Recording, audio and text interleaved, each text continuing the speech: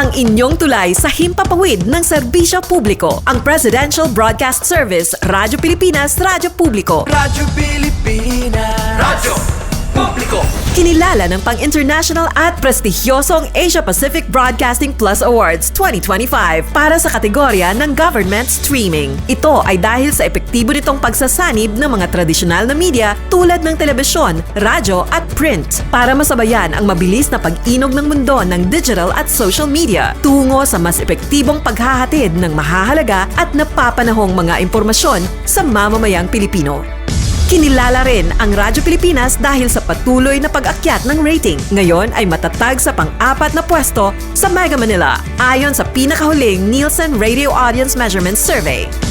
At sa social media, nakamit ang mahigit 2,000% pagtaas ng bilang ng mga sumusubaybay sa Radyo Pilipinas page sa unang bahagi ng 2025. Patunay ito na ang inyong Radyo Pilipinas, Radyo Publiko ay tunay na kaagapay ng inyong pamahalaan sa paghahatid ng serbisyo sa mga mamamayang Pilipino. Mula sa aming lahat, sa ngalan ng inyong pamunuan at mga kawani ng Presidential Broadcast Service, kasama ang inyong mga himpilan ng Radyo Pilipinas sa buong kapuluan, maraming salamat po sa inyong lahat, sa inyong pagtangkilik at pagkilala. Radyo Pilipinas. Radyo Publiko.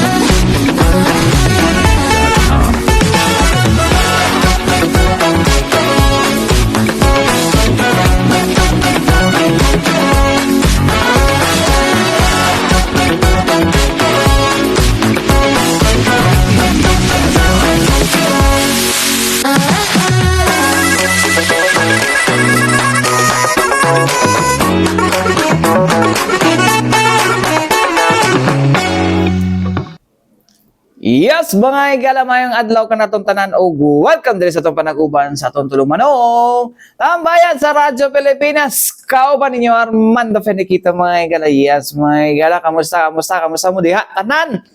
No? Sa akong mga followers, followers. No?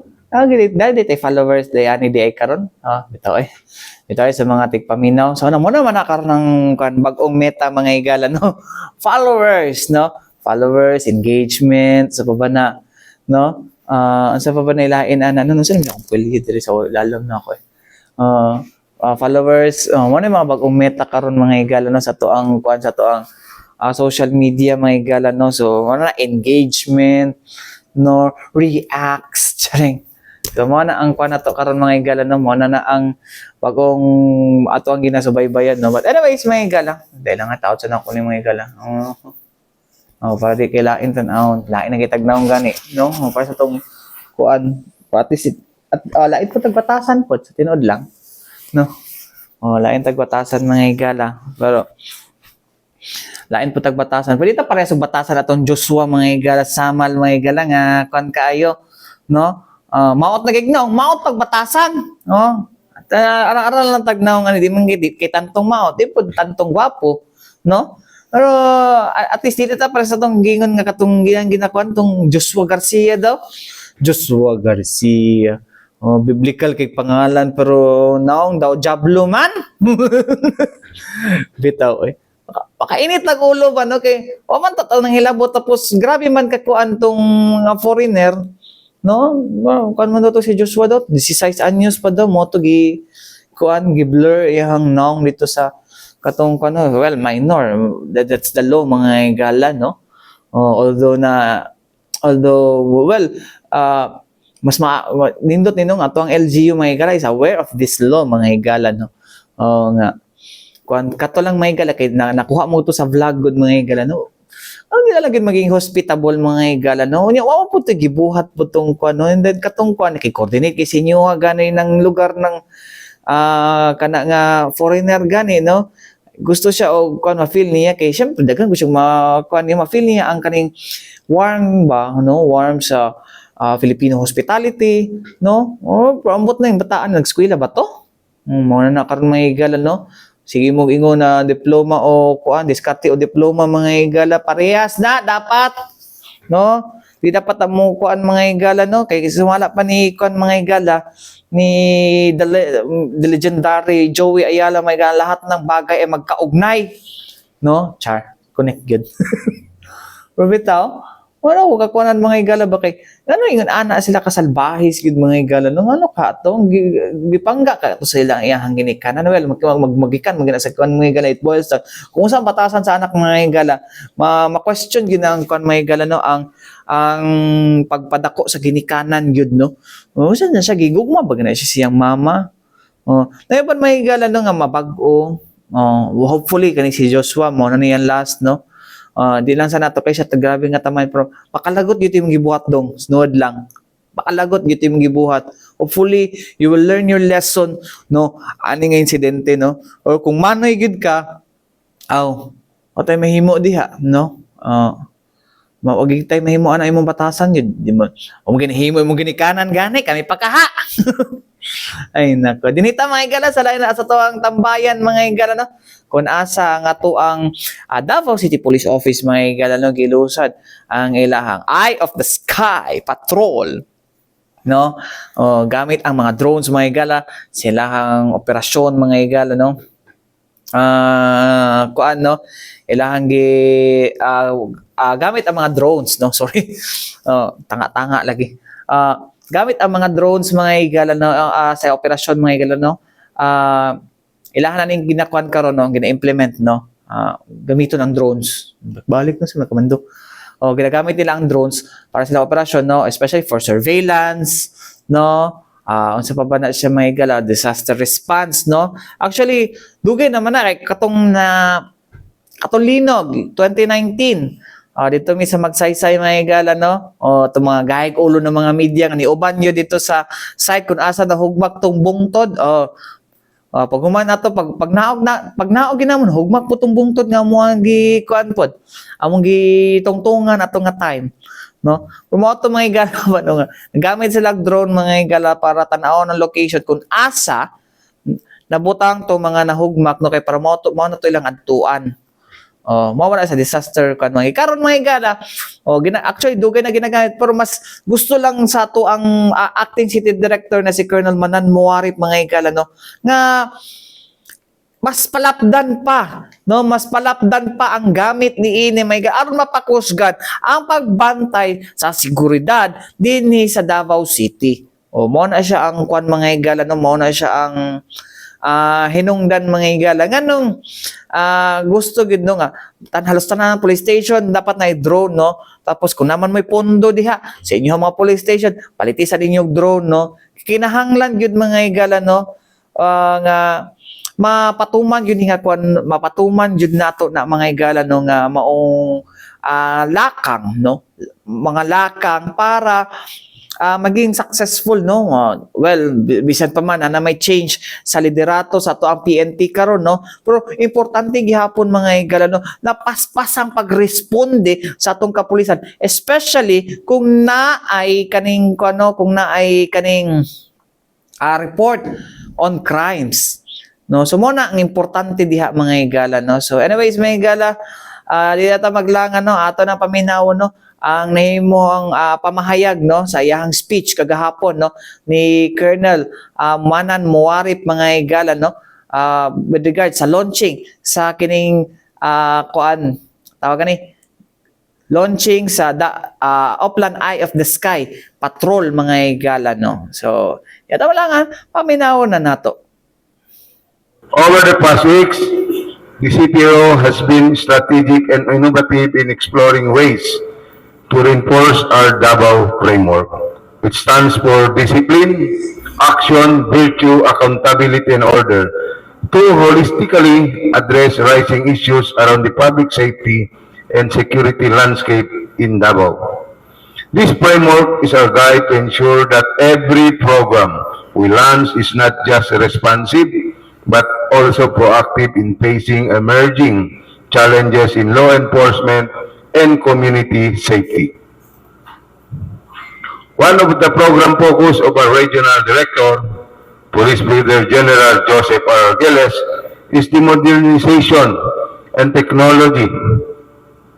This vision underscores the importance of harnessing technology to enhance our policing capabilities.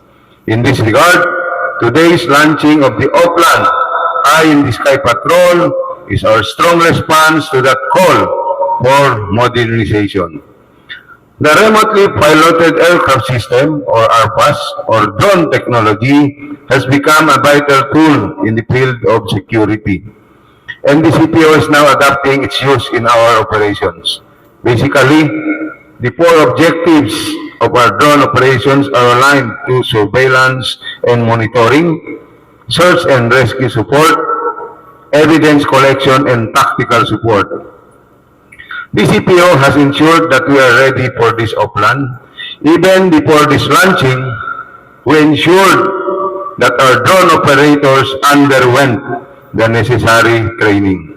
In fact, there were 62 drone operators who were trained by DCPO, and I myself took time to learn how to fly and operate the drones to evaluate firsthand its capabilities and limitations. And I can clearly see the significant benefits they can offer to the public safety and security cluster once fully integrated into our security operations. We are aware that the drone technology has been utilized by the PNP nowadays, as it provides us with real-time monitoring and capacity to act swiftly in situations where human mobility is limited. However, with the launching of this Oplan Eye in the Sky Patrol, it will enable us to strengthen and fortify drone technology as our force multiplier to effectively monitor large public gatherings, traffic condition, and crime-prone zones where our patrollers are situated. It is not merely about surveillance, but about creating a safer environment for all the Davaoeños. Our drone operators are not only capable of handling the technology, but are also knowledgeable in observing proper protocols, data privacy safeguards, and operational standards. Ang ating tungkulin ay hindi lamang ang pagpapalipad ng mga drones, kundi gawin rin itong responsable at naayon sa batas. I want to emphasize that this program is not just a technological innovation, but a symbol of our dedication and discipline in action. It represents our virtue as public servants, our accountability to the people, and our commitment to maintain order in the community, the very pillars of our DABAO Davao framework. To our partners, the Public Safety and Security Office of the Davao City LGU, the Task Force of Davao, other members of the security clusters, our stakeholders, and to the community, your support is very vital. Technology alone cannot secure the city. It is only through collaborations, vigilance, and trust that we can maximize the benefits of this innovation. As we begin the Eye in the Sky Patrol, let this program be our watchful eye above, helping us to see further, respond faster, and keep the city safe for everyone. Padayon kita, Davao, life is here, and security is our shared responsibility. Daghang salamat. Wassalamualaikum warahmatullahi ta'ala wal barakatuh. So, mo ito mga igalano ang pahayag ni Colonel Manan Muarib mga igalano ang acting city director sa ato ang Police Regional Office 11 mga igalano. So, ay dili. Davao City Police Office, sorry. Davao City Police Office, sorry kayo mga katambayan, sorry kayo, Brigadier General Joseph Arguelles. So, anyways, mga higala, no, alang sa kay nindot man gini nga programa mga higala, niya ang nahimong nahimong tubag no, sa to mga stakeholders mga higala, no. Una na diha mga higala ang ato ang Public Safety and Security Office, ang ato ang sa baba ni Public Task Force Davao, no. Si Colonel si pakapili pangalan ni Sir Maranyon gani, ni Colonel Maranyon, o sa to ang papod, no. O ang mensahe po sa tong Regional Director mga higala nga si Police Brigadier General Joseph Arguelles mga higala. Maglangan mga higala. Ito na paminawo ni and Security Office. I would like to congratulate the Davao City Police Office led by the action man, Colonel Mananmo Arif, for the initiative of adding strength to the forces of Davao City Police Office, in particular the security and safety cluster of Davao City. Rest assured that we will be working with you and we will be supporting you in this spectacular endeavor. So again, congratulations. The Task Force Davao, may we request Colonel Rodrigo Marinas Jr., sir?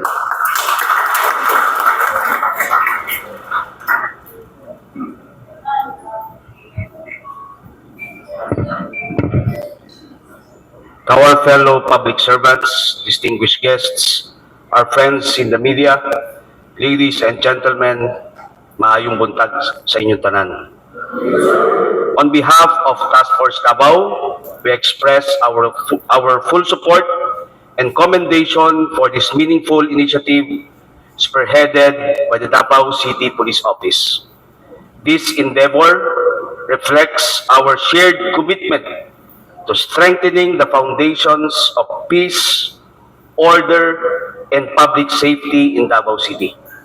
We recognize that the protection of our people and the stability of our community are collective responsibilities, one that demand constant innovation, unity, and cooperation among all sectors, among all security forces and stakeholders. Security, safety, peace, and order are not only essential to the daily lives of our citizens, but they also serve as the backbone of our city's continued progress. In today's dynamic and fast-paced environment, the challenges we face in maintaining security and public safety have grown more complex and unpredictable. Traditional approaches, while still important, must now be complemented by modern, data-driven strategies. Embracing technological innovation such as advanced surveillance systems, AI-powered threat detection, real-time data analytics, and integrated communication platforms empowers our security forces to become more proactive, agile, and efficient. These tools significantly enhance situational awareness, streamline decision-making, and improve coordination across agencies, allowing us to respond swiftly and effectively to potential threats. In alignment with the DCPO, Task Force Davao remains steadfast in our mandate to safeguard our city and its people. We are proud to stand alongside our fellow security partners in this forward-looking initiative. As we continue to evolve and adapt to new challenges, we remain fully committed to upholding our responsibilities with professionalism, dedication, and a deep sense of duty to Davao City. Together, through innovation and collaboration, we can ensure that our beloved city remains a safe and secure place for all. Thank you very much. Today, as the Davao City Police Office launches Oplan Eye in the Sky Patrol, we stand in full support of this bold step toward modernizing law enforcement for the benefit of our beloved city. This program is more than an innovation. It is a promise to the people of Davao that their safety, security, and peace of mind remain our highest priority. We commit ourselves to advancing this initiative, ensuring that it strengthens crime prevention, increases police visibility, and delivers faster, more efficient emergency response. We recognize that a safer city is built not only by the police alone, but through the shared responsibility of the government, the community, and each and every Davaoenyo. As the chairperson of the Committee on Peace and Public Safety and the Committee on Anti-Terrorism, I pledge that the city government of Davao, through the initiatives of the city government, through our acting mayor, Sebastian Z. Duterte, and my colleagues in the City Council, we affirm our unwavering dedication and uphold and support the programs by our Safety and Security Cluster, especially this new Oplan Eye in the Sky Patrol. This stands as a symbol of vigilance, unity, and our collective determination to protect every Davaoenyo. Together, we move forward towards a safer, stronger, and more secure Davao City. Sa makausap pa, congratulations sa ato ang Davao City Police Office ug maayong adlaw kanatong tanan.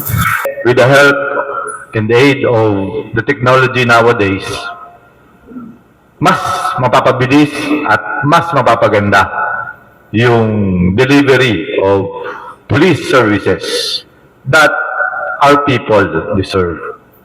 Most especially so dito sa Davao City, na we are experiencing a very peaceful environment, a very orderly environment, kung saan naka-mindset na yung mga kababayan natin, yung mga turista natin, yung mga investors natin, na dito sa Davao, mahigpit na ini-implement ang mga ordinansa.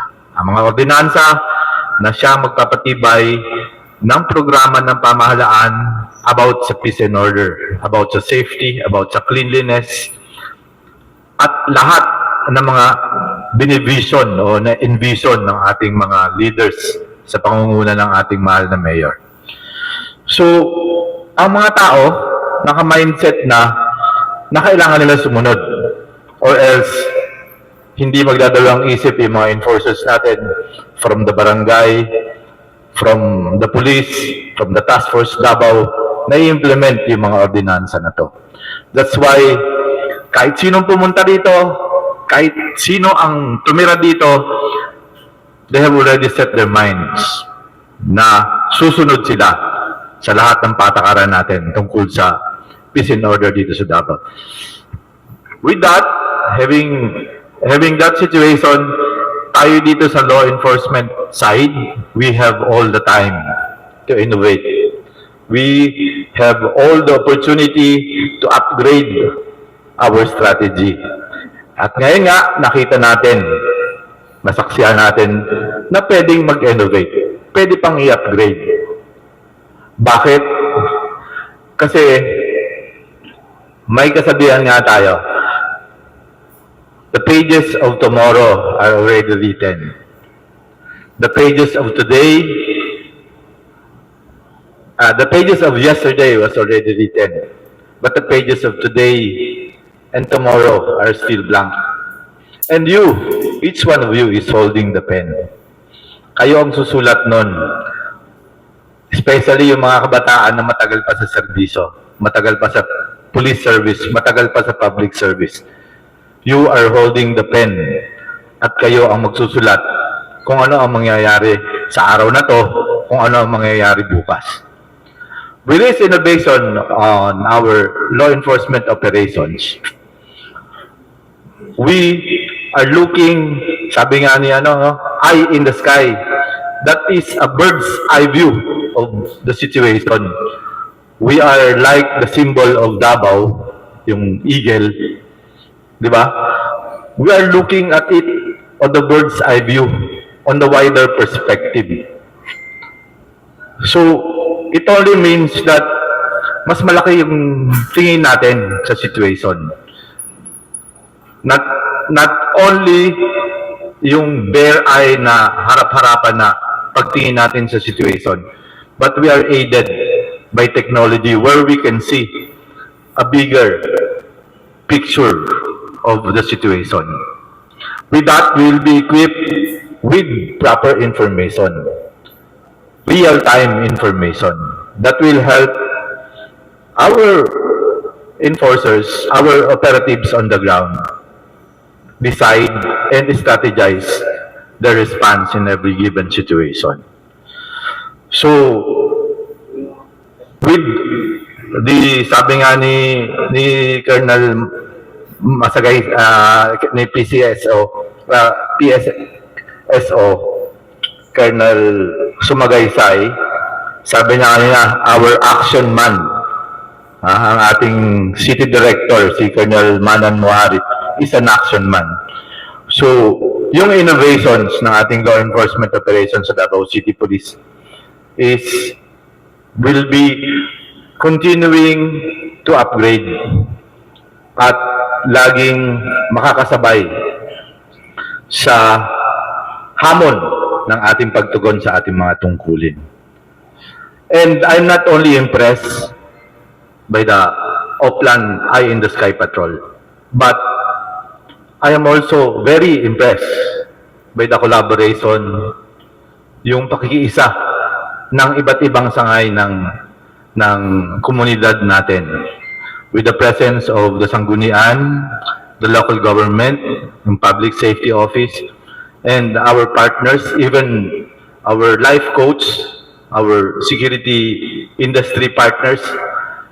This only shows that we are one, that we are coordinated in our efforts to implement and ensure the safety of our people. So, my congratulations not only to the Davao City Police Office but also to the community, to the stakeholders who are not getting tired of supporting our programs to help keep Davao City Police AOR safe and secure. So with that, again, congratulations to everyone. Mabuhay kayo. So mo to mga higala no, ang pahayag no sa pahayag suporta mga higala no og pag-congratulate no sa pag pag tawagan ni pag launch no paglusad sa kaning Eye of the Sky Patrol. Well, hopefully mga higala magamit yun din no, although naman siya limitation mga higala no, especially sa battery life, sa drone no, or sa pero dako na nga tabang mga higala no nga so mabantayan na ang mga kriminal ani mga higala, di ba? Para po challenge ginupdanay na pod no. Pero bitaw dako kayong tabang gid mga higala no ang paggamit sa technology karon mga higala no. O tapos na po yung technology nga sama sa Minority Report no. 20 years ago kakita kakuan man ang Minority Report no. Ang dala kay si Tom Cruise nga nasa technology nga makita makita nila ang future na krimen. So, pag mato na sila dito, makita nila dito tong future na krimen, no? Adtuan na nila wa pa nabuhat no. Ang krimen is about to be about to be committed. About to be committed pa ang krimen. So, mo na ang dito sa tuang Minority Report. No? Tanda na po yung pero that's impossible. But, well, basin di ay no. Basin lang, no. May no. Anyways, may gana, balik kita umalang sa mga importante pa inom-nom ni nga to si Bianan. Yes, mga igala. Saan naman to? Pagaw man. Yes, mga igala. Balik kita diri sa itong panaguban sa itong tulumanong tambayan sa Radyo Pilipinas. Kauban ninyo Armando Feniquito, mga igala. Yes, mga igala, no? Padahang yapor itong hisgutan ng Eye of the Sky Patrol, mga igala, no? So, nakita man na ito kaganihan sa itong, itong gamayng video. Dili na lang ako ipakita ang uban mga higala no. So makita na to mga higala no, kung pakita na to ning simulation mga higala, na pakita ni ganihan na pero mubo naman to. Ipakita na to diri karon mga higala no. Kung unsa kanindot mga higala no, ang maong programa sa to ang DCPO mga higala no. Pinagi sa to ang acting city director na si Colonel Manan Muarip mga higala. Pero wala gini mga higala no, isa na sa mga kinahanglan yun na to pud nga sulbaron mga higala no. Kaning krimen mga higala. Although naman may mga krimen gihapon mga higala, but most of the time mga higala ang krimen nga may tabo diri sa Davao no, ma-resolve man dayon no. Ma-resolve dayon, matuan dayon, no? Pero mas tindot gid kung mas wala gi krimen gyud mahitabo mga higala. Kung na may krimen may kasakay katong pag assume niya mga higala ang mga krimen mga higala on the 8 focus crime, more on kana lang magpatay tungod lang sa inom. O tama na po nang gibuhat niya ni kuan, gibuhat ni gi-propose ni kuan may higala ni Colonel Muarip may higala nga presohon na mag-inom-inom dira nga naa dira sa the Plains Dalan nasa mga public play mga kuan mga kanang dali ra maagian no. Di klaro na to ha, dili katong mga likorban nga nadakpan alas 2 dili kana no, katong mga nasa dalan no kainom-inom na sobrahan no kay naglalis sa relihiyon, naglalis kung unsa ba gyud DDS ba sila or dili o pinklawan ba sila or dilawan, di ba? Or kuan ba sila loyalista? Dili ingon ana no, dili ingon ana ang kuan na. Katmo dili nga mali. Kanang ingon ana lang no kan mga maglalis diha sa kuan kay kun nanda sa bar may ganamang kilingaw good no. So nakailingaw tanaw-tanaw ka no sa inyong kuan, sayo-sayo banda-banda while kay inom-inom chill-chill lang ang nasa bar. Kanahanglan alaun ay kan alas 12 last order na. Kana magong kuan may kay ang inyo mag inform of entertainment pag namon dara sa kabalay or sa kaning sa dalan no, kung namon dira sa dalan ginom-inom no, ang inyong entertainment na storya siyempre pahambugay oy kabulta tambay pud diya ta tambay pud beta sa una pahambugay sa muhang kuan lagi awagin ka sa mong kuan naton sa maglalis na mga katambayan no, maglalis na sila dira nga kung kinsa ba gid ang ipatay kay Magellan no. Kung si kan ba sila pula mugahi pag Magellan ana ba nga mga butang ba, di ba? So mo na mga katambayan ginakuan gid nila no, mo nang gusto ni kuan no nga nagi measure gid ana no nga patagamon mga higala no. So mo na iyahang kuan role mo bitaw na pag mo magkuan dito na lang sila ako mga amigo ko dito na lang sila sulod sa kabalay mga higala no nga naay kanang unsa ni na ay kanang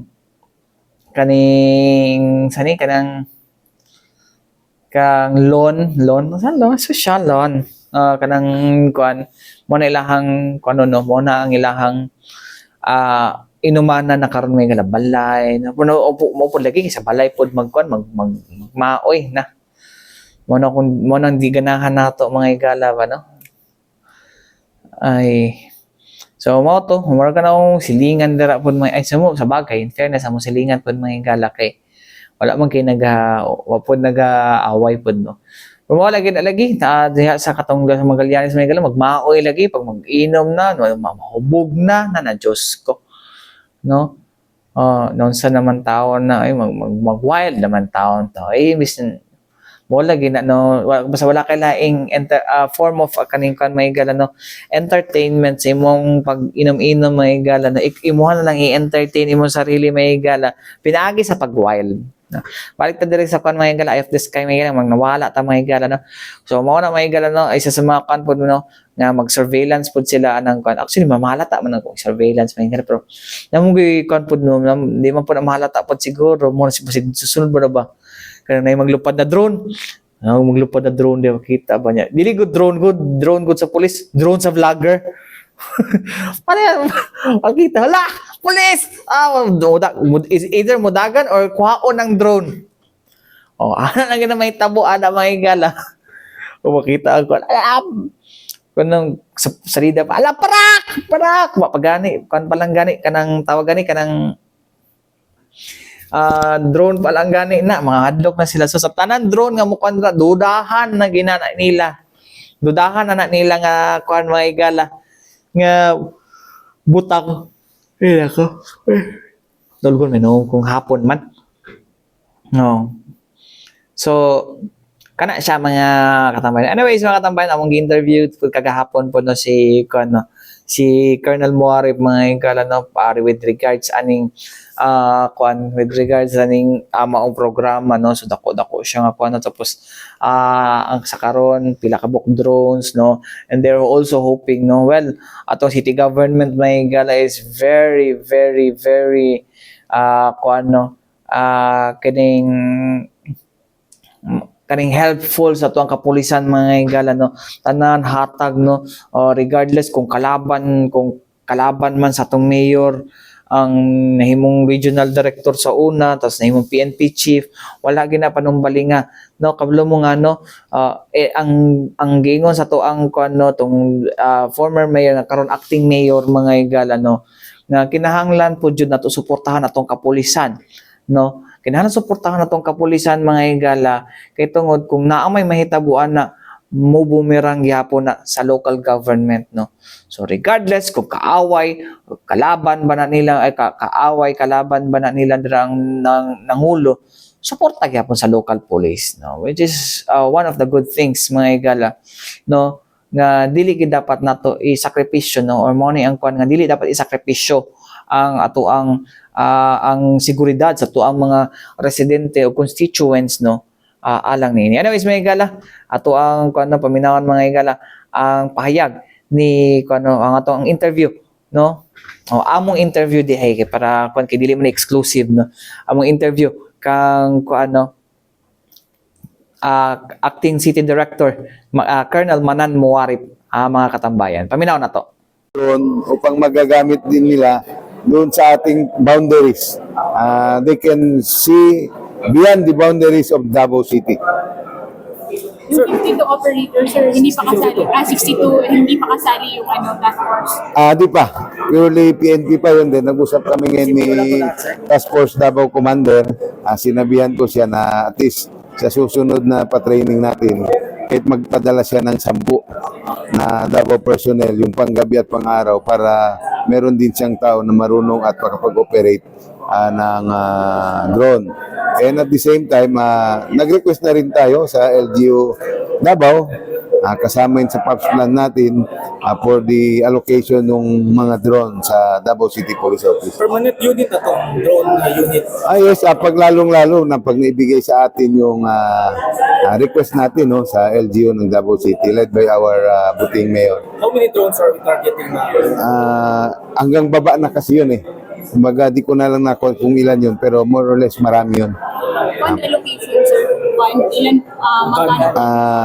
Depende yun dun sa mapagplanuhan kung magkano talaga yun. So, depende yun sa quality at standard ng ating drone na gagamitin. Sir, initially, sir, ilan po yung drones na magagamit? Initially, meron tayong 24. Yung 20 yan galing sa mga station commander na pinabili natin gamit yung pondo nila. Then dito rin sa akin meron din. At may existing naman na tayong drone. Galing din sa city at galing din sa PNP. Sir, aside sa task force Davao, PSS officer, i-recommend nyo po? Later on, pag nakapacitate natin yan, kasi para nga ma-integrated lahat, no? Meron na tayong mga CCTVs dito sa city at meron din tayong mata dun sa taas.